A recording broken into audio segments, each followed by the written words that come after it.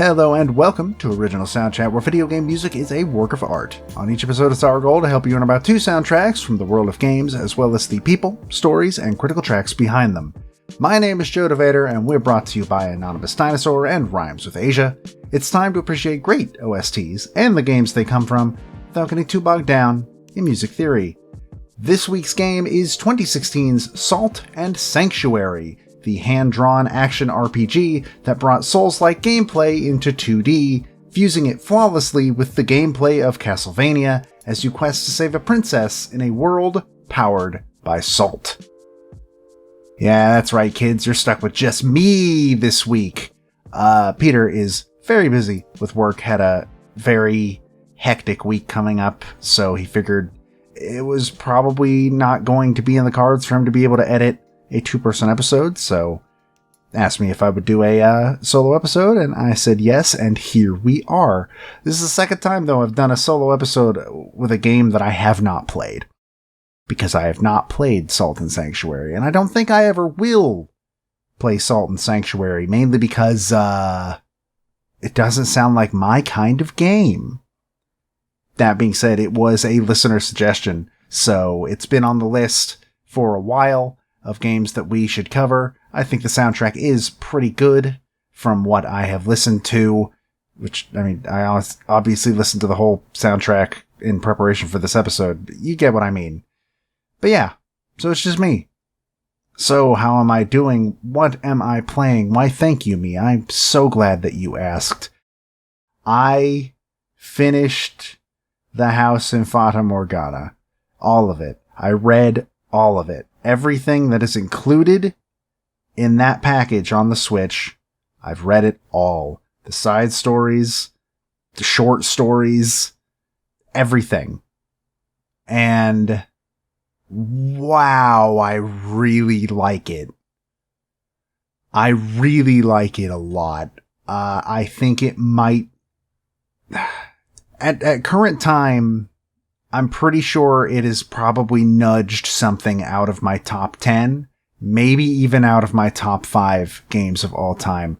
I would put it on the same shelf as like Oxenfree and To the Moon in terms of games that I will probably never shut up about. So be ready for like 3 weeks from now when I bring that game to the show, and it's going to be super obnoxious, and you will sit through the whole thing. Or else... I don't know what the or else is, but that's really it. I haven't really been playing anything else outside of some of the stuff we've streamed. I mean, I've been streaming. I started Fire Emblem, Blazing Blade for Smash Pieces, and I also just literally right before recording this episode, Matt and I actually streamed the closed beta for Dragon Ball The Breakers, which is the weird game where, like, it's Dead by Daylight, but the killer is Frieza or Cell or Majin Buu. It's not very good. First of all, it's super unbalanced in the killer's favor because the killer is a creature that can blow up planets. And second of all, it just doesn't feel good to play. Unfortunate. Maybe it'll get some more time in the oven and be made better. I don't really think that's going to be the case, but who knows? Anyways, we only have one piece of composer follow-up news here, at least as far as I have been able to tell. It has not even been a full week since we recorded the last episode, so, you know, not the biggest window in the world. Sarah Schachner, who we talked about for her work on Assassin's Creed Origins back in episode 151, she is actually the composer for the new film in the Predator franchise that just came out. It's called Prey. Very weird name for a Predator movie, and I didn't even realize it was a Predator movie until people said it was. But whatever, that's not the point. What's cool is, according to the director, he sought her out and hired her specifically because he was playing Assassin's Creed Valhalla and heard her work in that game and was like, well, that's who I want to score my movie. And that's really, really cool. It's neat to know that. Alright, now it's time to do VGM Hurdle, which keeps breaking but it's not broken right now, and that's the important part. And there's still the song from today for an hour. So what do you say we try it? If you don't know, VGM Hurdle is, you can find it at vgm-hurdle.glitch.me, and it's basically Hurdle but with video game music.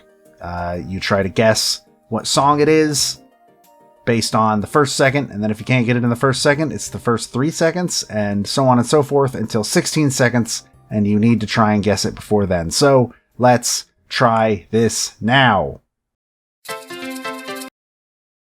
This does not sound familiar in any way, shape, or form. I guess let's go to 2 seconds. Still not getting anything. Let's go to 4.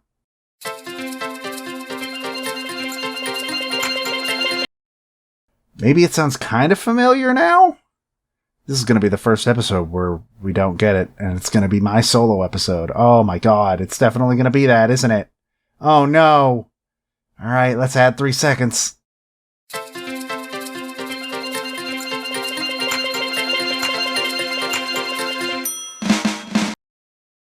I'm going to take a shot in the dark because of that sound effect. Damn it! Damn it! I was going to guess Cooking Mama, but there is no Cooking Mama song in this thing. That, ding sounded like a kitchen timer. Alright, let's skip 4 more seconds.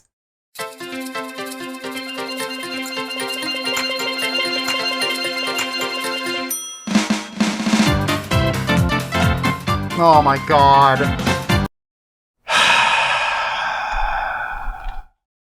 Coconut Mall from Mario Kart Wii. I just needed that melody to kick in. Oh, I'm mad at myself now. At least I got it. At least this was not the first one that was failed. Oh, I'm ashamed of myself. Speaking of salty, let's talk about Salt and Sanctuary. It was originally released on March 15th, 2016 for the PS4. PC would come out 2 days later on March 17th. Mac and Linux would come out on July 8th, 2016. Vita on March 28th, 2017. The Switch on August 2nd, 2018. And then, lastly and most recently, the Xbox One on February 6th, 2019. So, it seemed to release once a year for 3 years. That's weird. It was developed and published by Ska Studio, which is a group mostly made up of solo developer James Silva, except for a lot of the games that they make, including this one. Development is also assisted by his wife Michelle Jouet Silva, who is kind of the second member of Ska Studios. I think there's one more. I don't know for sure. I'm pretty sure it's just those two. And she is actually the one that is mostly responsible for the game's art design. And I believe also the community manager and handled the marketing and all that. What is Salt and Sanctuary? It is a 2D Metroidvania that takes heavy cues from the mechanics and general layout of a Dark Souls game. It is heavily focused on exploration and boss fights. There are apparently 600 items that can be collected and used, as well as multiple weapon types with their own unique movesets, which you can combine all of these to make an almost endless list of builds for your characters. So what is the plot of Salt and Sanctuary? It sounds like it also takes some cues from Dark Souls in terms of storytelling, because the story doesn't make any sense. So here's what Wikipedia says. Quote, "The game begins with the player stowed away in a ship that is also carrying a princess from an unnamed country who is to be married to an opposing country's king in order to avert war. However, a group of marauders attack the ship, murdering its crew. When this attack leads to the ship being wrecked, the player awakens on a mysterious island. An old man points them in the right direction, towards a sanctuary where they must place an icon, and from there they begin their journey to save the princess. In this world, notably, humans are known as Saltborn, because they are primarily made up of salt, and therefore, collecting salt from throughout the island, from enemies and such, provides the player with more power as they go. So the questions are, can you save the princess? What is the secret behind this island's origins? And who is the mysterious nameless god. So my experiences with Salt and Sanctuary, I've never played it, and I probably never will, because it does not seem like my kind of game, as I said earlier. I personally do not find Souls to translate that well into 2D most of the time, and like, I have a tentative relationship with Souls in the first place anyways. Like, I enjoy playing them, but I've never beaten one, and I like watching them more than I like playing them. So, you know, there's that. But Salt and Sanctuary has just never really been a game that's been on my radar to play. That being said, I was aware of it before it was suggested, because I know it as one of the first majorly successful 2D Souls-likes in the indie scene. Maybe I'm crazy and I just missed something, but I'm pretty sure that Salt and Sanctuary was basically the first one I heard about that was, like, pretty successful. So, I know of the name Salt and Sanctuary, and I've seen gameplay of Salt and Sanctuary, just never played it myself.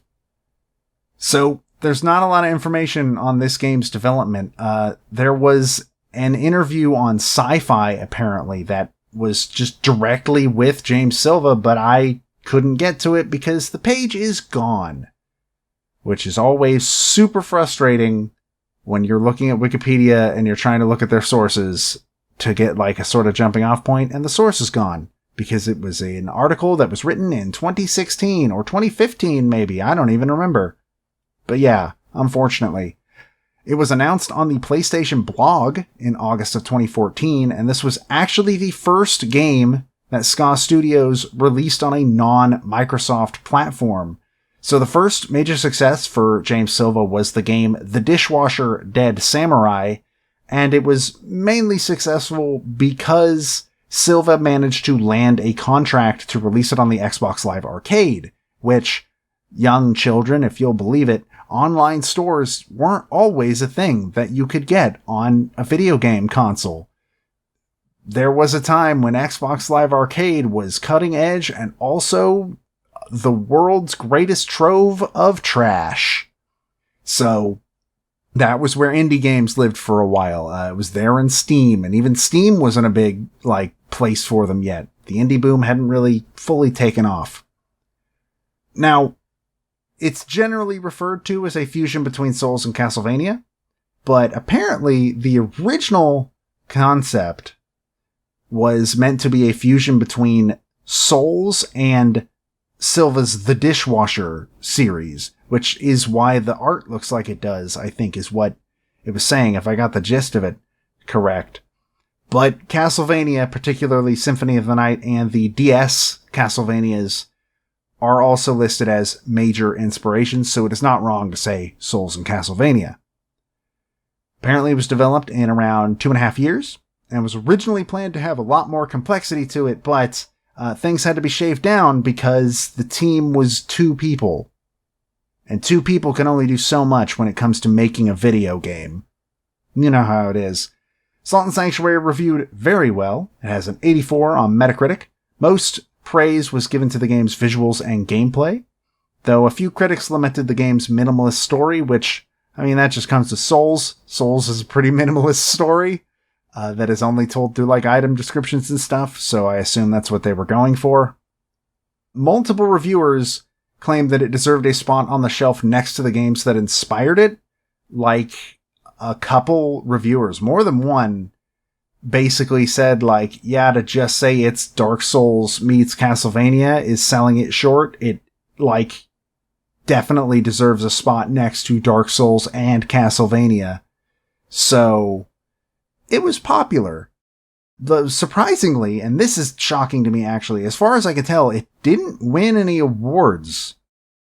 I couldn't even find if it was, like, nominated for any awards. And for being, like, kind of an indie darling, that's a little bit of a surprise. The sequel, Salt and Sacrifice, actually released earlier this year in May. I did not realize it had come out. I knew it existed. I didn't know it had released until doing the research for this episode. And that's probably because it came out to pretty mixed reviews. It was not received nearly as well as Salt and Sanctuary was, which is unfortunate. Reading very briefly into it, I guess they, instead of Souls, they pushed harder into like being inspired by Monster Hunter. I don't know if that was a factor or anything, but yeah, people just didn't like it as much. I don't think people think it's bad, it's just didn't get as much praise. Now the music was done by James Silva for this game. James Silva did the programming. He helped with the art direction, though, like I said, that was mostly his wife, Michelle, and he did the music. So, again, very little information on him. A lot of this actually just comes from the Ska Studios Wikipedia page. But Silva began developing games as a hobby in 2001. His first game was a game called Zombie Smashers X, but it was not financially successful, sold under 100 units, and didn't do great. But he did not let that stop him because he continued to develop games until he finally hit some moderate commercial success with the dishwasher Dead Samurai. And then he met his now wife Michelle at PAX in 2009. They got married in 2012, and they continue to make games together today, as far as I can tell. Though I don't think it doesn't seem like she worked on Salt and Sacrifice, so I don't know. In terms of discography, it seems to mostly just be Ska Studios releases. He's behind all of them, and that appears to be all he's worked on in terms of music. So, yeah, there's that. Alright. 5 critical tracks. I am gonna warn once again, and I know I probably say this like every episode at this point, I don't know where any of these songs play. I can guess for a couple of them, but again, that just comes with the territory when you haven't played the game. That being said, hey, the soundtrack's pretty good, especially for like a 2D indie game Souls-like thing. It's actually quite good. So we're going to start with critical track number 1. This is Landfall.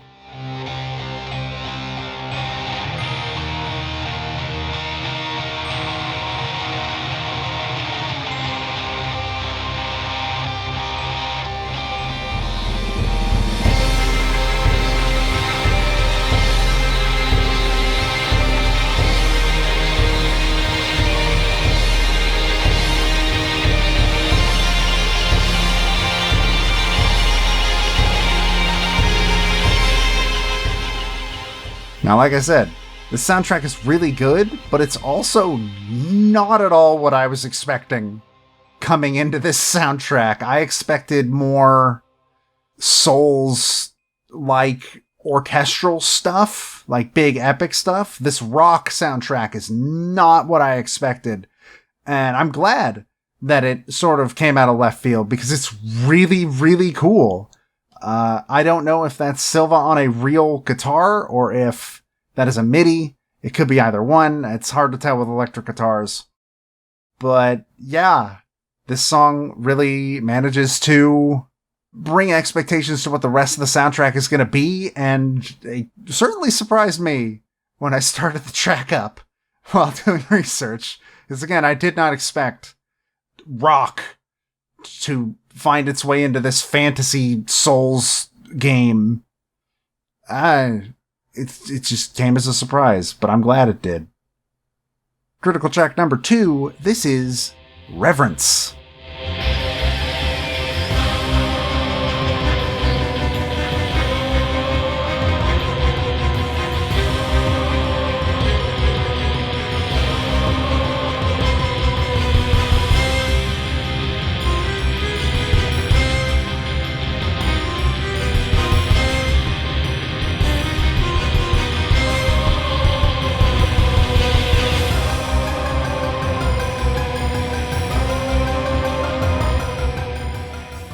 Now I'm going to assume this is a boss fight theme. That's just a guess. This sounds a little bit more in line with Souls, what I imagine Souls, but it still has that electric guitar backing up the whole piece. and just giving it this flavor that you wouldn't find in Souls. And I really, really, really dig that. I think this might be my favorite on the soundtrack, which is a very early track. So I'm going to assume it's a very early boss. In fact, it might be the first boss because it's the third track on the soundtrack. So certainly gets it started with a bang. And I'm very, very happy about that because this song is really, really cool. Following that, we have critical track number 3, bringing it down just a little bit. This is Sanctuary.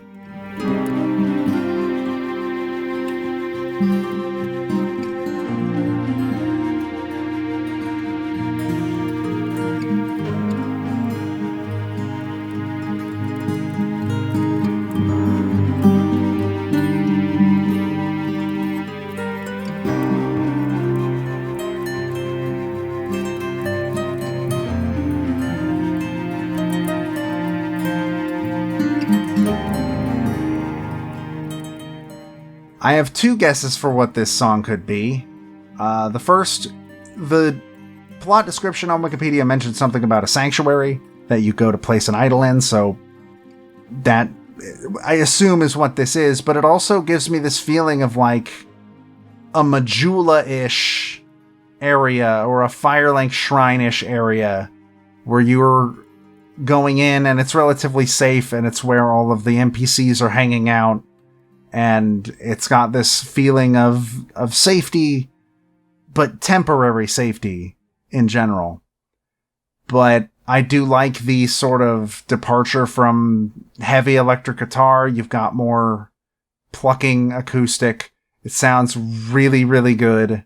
Once again, sounds a lot different from all the other stuff that we've heard. And just generally is a nice piece. I like it a lot. Following that, we have critical track number 4, The Still Palace.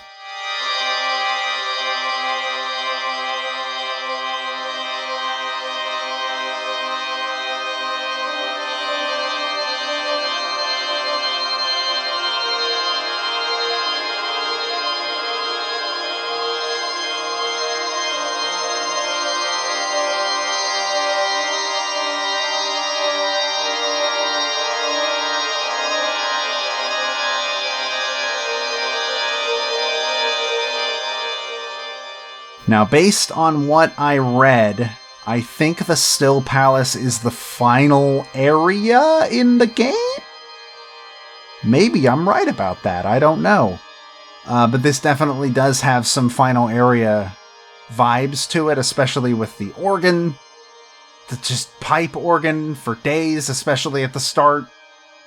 It has this sort of foreboding, heavy feeling, especially at the beginning when it's just building and building and building and building with all of this pipe organ. And then it sort of becomes more in line with what I would imagine an area song would sound like. It's kind of weird because areas in Dark Souls are usually quiet, but I'm glad that for at least a few areas, this game does not seem to follow that part of Souls. In fact, this feels more like the Castlevania side of the game's DNA than Souls. And that's kind of refreshing. I really, really dig this song. I don't know. Maybe it's just the pipe organ that makes me think Castlevania. I don't know. It's good. I like pipe organ, and this one uses it very well and makes everything feel foreboding and nervous and what else do you want me to say? All right. Look, I said what I said. Let's just move on to critical track number 5. This is The Nameless God.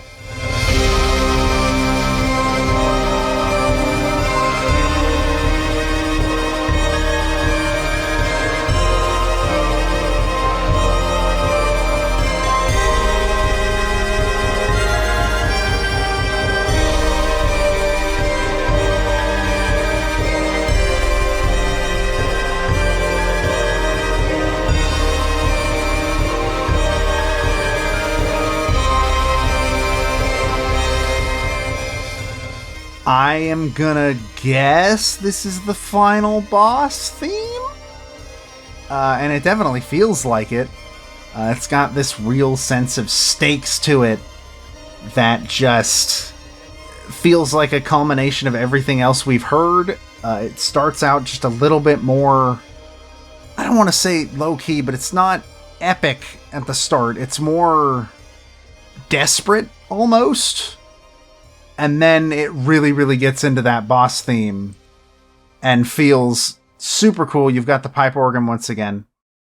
Though the electric guitar surprisingly does not seem to have as much of a presence in this song, which is a little bit weird considering the other boss fight theme we have heard.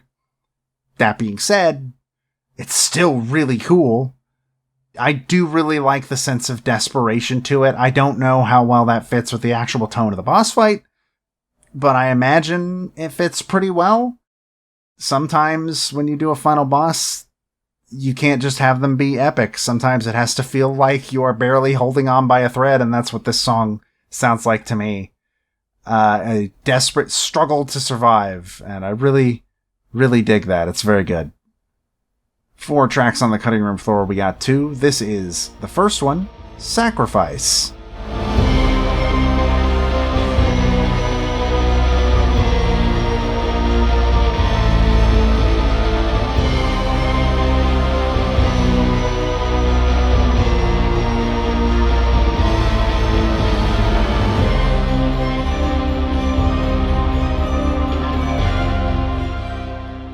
Going to assume this is another boss fight. This definitely feels very... what does it remind me of? Kingdom Hearts. It sounds a lot like something I might hear in Kingdom Hearts. Sort of. I think it's mostly the instrumentation. It doesn't sound exactly like Yoko Shimomura's work, but I think it sounds close enough that that's the feeling it brings me. I do like the use of the choral midis in this. I think that gives it this weight, this sort of... maybe not weight, airy feeling while also feeling heavy. If that makes sense, that doesn't make sense, but that's okay, because sometimes feelings don't need to make sense. Point is, I think this song's pretty cool, and I wanted to put it on the cutting room floor and give it a shout out. And the other track I wanted to do that for is Currents.